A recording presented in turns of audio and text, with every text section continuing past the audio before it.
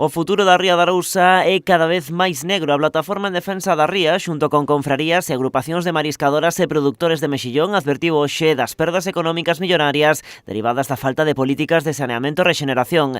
Cifran en 59 millóns de euros as perdas dos últimos 5 anos sen ter en conta o IPC. Este dato en si mesmo xa nos fala do debalo produtivo da ría da Arousa, da situación extrema na que estamos, ante a pasividade da Xunta de Galicia, que non nos está botando unha man, non está abordando os problemas que ten esta ría. Baseándose nos datos de pescadegalicia.gal, alertan dos brutais descensos da productividade en recursos clave como a ameixo ou berberecho. Na ameixa babosa perderonse un 91% de capturas, da ameixa fina o 93%, da ameixa rubia o 68%, da xapónica o 27%, o berberecho o 92%, un total do 56% de pérdida de produción no marisqueo a pé e marisqueo a flote. Cargan contra o goberno galego por abandonar a súa sorte os sectores productivos da ría. Demandan medidas pro saneamento e rexeneración, tendo en conta o fenómeno de menor renovación das augas que se está a dar dende hai case 2 décadas. Se hai menor renovación das augas,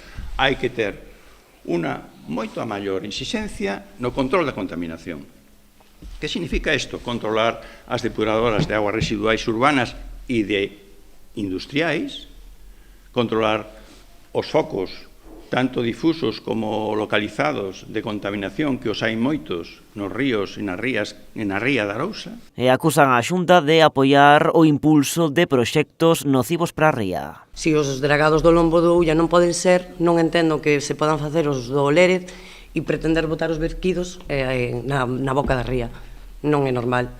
E logo querer, aparte de facer iso, pois o problema, perdón, o que leva querendo implantar hai moito tempo, como o proxecto de Palas, ou a planta de betume, que queren plantar tamén aquí en Vilagarcía, penso que son cousas que non van favorecer para nada o marisqueo, nin a pé, nin a flote. E como mostra da situación crítica, alertando os continuos ceses de actividade da falta de relevo xeracional no sector, onde a demanda para novas incorporacións é máis que limitada.